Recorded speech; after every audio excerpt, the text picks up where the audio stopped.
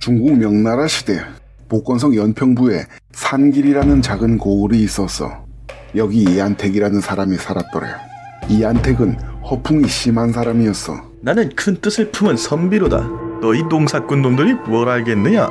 라면서 으스대고 다니는 게 이 인간이 하는 일이야. 그래서 뭐 진짜 능력은 있냐고? 아니 전혀. 실상은 쥐뿔도 없어. 가진 것은 꿈일 뿐이고 아무런 노력도 없이 유행만 바라는 백수건달 양아치일 뿐이었지. 그러던 어느 날 이안택이 동네 아이 하나에게 글을 조금 가르쳐줬거든. 그리고 그 보답으로 좋은 술 한 병을 얻었단 말이야. 근데 그날따라 많이 외로운 거야. 집에서 혼자 술을 먹자니 너무 울적했던 거지. 그래서 마음을 달래보고자 반쯤 먹다 남은 술병을 든 채로 혼자 깊은 산속에 올랐더랬지. 중간에 술 한 모금씩 깨작깨작 마셔가면서 계속 올라가는 거지. 그러다가 얼마쯤 산을 올랐을까? 깨작대던 술병은 이제 비어버렸고 거나하게 술에 취했어. 발걸음이 너무 무거워지고 이제 못 움직이겠는 거야. 널찍한 바위에 들어 누워가지고 이런저런 상념에 빠져드는데 문득 자신의 신세가 너무 초라하게 느껴진 거지. 들어 누운 채로 노래 한 곡을 불러보는데 이 한 몸 실력 있건만 그 누구도 알아주지 않네. 마음속 품은 큰 뜻이 사냐에 묻혀 사라지지는 않을까 걱정되느나 밝은 달아 오직 너만은 내 큰 뜻을 알아주겠는가. 이딴 식으로 되도 않는 주사를 부리고 누웠는데 어디선가 웃음소리가 들렸어. 여기는 아무도 없는 깊은 산중, 이 오밤중에 산에서 웃음소리가 들리니까 지금 개무서운 상황인 거거든. 근데 무서운 건 둘째치고 그 와중에 자기 노래를 비웃은 것 같으니까 이 양아치가 부하가 치밀더라는 거야. 그래서 호통을 쳤어. 큰 선비가 풍류를 즐기는데 누가 감히 비웃는가? 하고 호기롭게 말이지. 그때 비웃던 그자가 이안택의 눈앞에 모습을 딱 하고 드러냈어. 그런데 사람이 아닌 요괴였던 거야. 요괴는 아주 흉측한 모습이었지. 새까만 거구, 사람보다 덩치가 3배는 좋기 넘어 새빨간 눈동자가 3개나 달려가지고 번뜩이고 있고 말이야. 이안택은 까무러칠 뻔했지.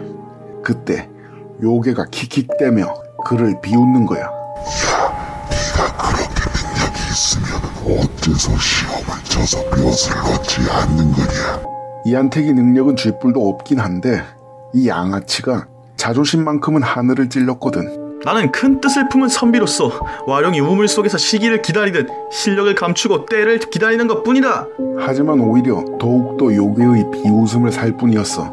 그래서 그때는 언제 오는데? 이 새끼 변명하는 거 보소. 자기 환부가 오지고요. 야, 내가 사람 잡아먹는 거 좋아하거든. 근데 너같이 찌질한 새끼 먹었다가 오히려 내가 배탈이 나겠다. 요괴의 묵직한 팩폭. 그런데 듣다 보니 다 맞는 말인 거지. 이안택은 입을 다물 수밖에 없었는데 동시에 자기 자신이 너무 견딜 수 없이 처량하게 느껴진 거야. 이 새끼 보소. 야, 우리야. 저질한 건 알았지만 이 정도일 줄이야. 야, 안 되겠다. 이 형인 인간은 절대 안 도와주거든. 워낙에 못 믿을 족속들이어서 말이야. 그런데 너는 내가 눈 깜깜고 한 번만 도와줄게. 요괴의 제안은 이러했어. 이안택의 소원을 이루어 준다는 거야. 즉 부귀영화를 누릴 수 있도록 해주겠다는 것. 대신 나중에 이안택의 지금의 찌질한 모습이 아닌, 그러니까 요괴 입장에서 잡아먹을만 할 때 그때 다시 와서 잡아먹겠다는 거였지. 어차피 실패한 인생 뭐 나쁠 것도 없겠다 싶었던 이안택은 그 제안을 받아들이지. 그리고 그 다음 날부터 이안택은 완전히 다른 사람이 되었어. 이 인간 단 한 번도 공부를 제대로 한 적이 없거든. 그런데 모든 학문의 내용이 눈앞에 그림처럼 펼쳐지는 거야. 마치 원래부터 알고 있던 것처럼 말이야. 이안택은 그날로 마을을 떠나게 돼 벼슬길에 오르기 위한 과거 시험을 보게 되고 그리고 당당히 급제를 해. 이안택은 이제 관료가 됐어. 계속해서 승승장구하고 점점 더 큰 부귀영화를 누리게 되었지. 찌질하던 과거의 모습은 이제 보이지 않았어. 머지않아서 엄청난 부와 명예를 지닌 세력가가 된 거야. 엄청난 재물과 의리의리한 저택에 수백 명의 하인을 거느렸지. 아름다운 부인을 얻었고 부인을 똑 닮은 예쁜 자식들까지 얻었더랬어. 이제 그 누구도 부럽지 않은 이안택이었지. 그렇게 부귀영화를 누리며 살기를 10수년. 과거의 요괴와 있었던 일도 마치 오래전에 꿨던 꿈처럼 가물가물해졌지. 그러던 어느 날 한 하인 하나가 신세한탄하고 있는 모습이 이안택의 눈에 들어온 거야. 아, 큰 뜻을 품고 상경한 지 10년. 아무도 내 능력을 알아주지 않고 남의 집에서 하인이나 하고 있으니 참으로 내 신세가 처량하구나. 이러고 있는 거였지. 그걸 본 이안택이 그 하인을 비웃었어. 야, 네가 능력이 있으면 임마 가그지음을 쳐서 벼슬을 얻으면 되는 거 아니냐. 노력도 안 하면서 누가 널 알아주겠느냐. 과거 자기랑 똑같은 모습인데 누가 누구한테 훈계질을 하는 건지. 아무튼 그렇게 하인에게 핀잔 한마디 던지고 돌아서던 이안택. 그 순간 과거의 요괴가 했던 말들이, 잊고 있던 그 말들이 불현듯 떠올랐지. 요괴가 그를 도와주는 대가로 나중에 다시 찾아오겠다는 그 약속. 10수년이 지나면서 까맣게 잊고 있던 약속이었지. 이안택은 그날부터 두려움에 빠졌어. 귀신을 쫓는 효과가 있다는 부적이나 신수, 이런 것들을 싸그리 구해다가 집에 아주 도배를 해놓기 시작했고, 악귀를 쫓는다는 커다란 돌사자상도 세워두었어. 하지만 마음속 한 구석에서 계속해서 솟아오르는 초조함은 감출 수가 없었지. 그렇게 며칠이 지났을까, 어떤 도사가 이안택의 집 앞을 지나가고 있었어. 그러다가 깜짝 놀라는 거야. 그리고 소리를 질러대는 게 아니겠어. 아니, 세상에 이럴 수가. 이 집주인은 누구인가? 당장 나와보시게. 하인들이 그 도사를 쫓아버리려는데 이안택이 가만 보니 이 도사 눈빛이 여느 사람 같지 않더라는 거야. 도사가 다시 목청껏 소리 질렀어. 여기 집주인은 누구인가? 당장 나오시게. 사악한 요기가 진동을 하는구나. 머지않아 이 집에 재앙이 닥칠 터인데 어찌 잘못된 방법으로 보호하고 있느뇨. 그 말을 듣자마자 정신이 번쩍 든 이안택. 당장에 도사 앞에 가서 조아리는데, 도사, 역시 그는 알아보시는구나. 내가 어떻게 해야 되겠소? 도사가 혀를 차며 말했어. 돌사자상이 요괴를 더욱더 빨리 끌어들인다는 것을 모르겠소이까. 해태야말로 그 근본은 요괴인 것을 우선 저것부터 당장 치워버려야 하오. 이안택은 즉시 돌사자를 치워버렸지. 이번에는 잔뜩 붙여둔 부적들을 보며 이러는 거야. 부적을 뭐 이렇게 떡칠을 해놓으셨소. 올바르게 붙이지 않았으니 효력이 없느니만 못하오. 얼른 전부 떼어내시오. 도사가 시키는 대로 부적도 전부 떼어내버렸지. 자, 좋소. 빈도가 시키는 대로만 하면 요괴로부터 안전할 수 있어. 가족들과 함께 전부 집 안으로 들어가도록 합시다. 그렇게 이안택과 가족들은 도사와 함께 방으로 들어가는데, 도사님은 정말 대단하시오. 요괴가 노리고 있는 것을 어떻게 한 거요? 참으로 용하시오. 그러자 도사가, 그야 당연히 알 수밖에.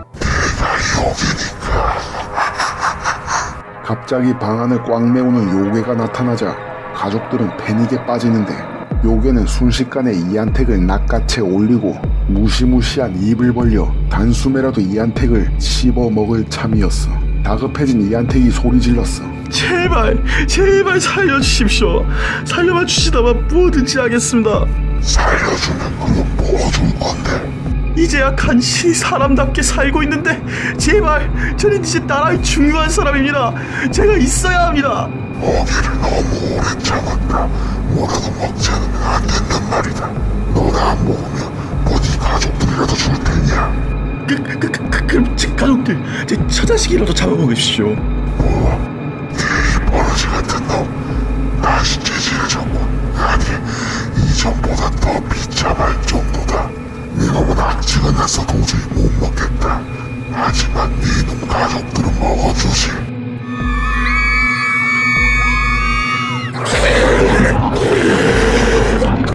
이안택의 저택은 순식간에 피로 물들어가고 가족들의 비명소리가 점점 줄어가는데, 이안택은 그저 바닥에 웅크린 채 떨고만 있었지. 요괴는 이안택의 가족을 모두 잡아먹고 점점 몸이 커지더니 저택의 하인들과 그동안 이한택이 모아둔 재물들까지 전부 삼켜버렸어. 그리고 언제 그랬냐는 듯이 요괴의 모습은 자취를 감추었지. 텅 빈 집터에 홀로 덩그러니 남은 이한택. 가족들은 물론 그동안 쌓아둔 재물을 한순간에 잃고 멍하니 주저앉아 있을 뿐이었어. 그 후로 이한택은 학문도 전부 잃었는지 더 이상 나라 일과 공무를 볼 수가 없었어. 결국 그는 부정부패를 일삼다가 해임되기에 이르렀고 빈손으로 터덜터덜 고향 마을로 돌아올 수밖에 없었더랬지. 이한택이 과거 시험에 급제했었다는 거, 또 벼슬을 살고 재물도 많이 모았었고 또 결혼도 했다는 걸 마을 사람들은 아무도 믿어주질 않았어. 마을 사람들에게는 그저 옛날의 양아치가 다시 돌아왔을 뿐이었던 거였지. 그렇게 이한택은 오래 살지 못하고 아무도 지켜보지 않는 가운데 아주 외롭게 혼자 죽었다고 해. 처음부터 부지런히 살았으면 달랐을까? 역시 사람은 요행으로는 아무것도 이룰 수 없는 것 아닐까. 시청해주신 분들 감사드립니다. 명절 잘 보내세요.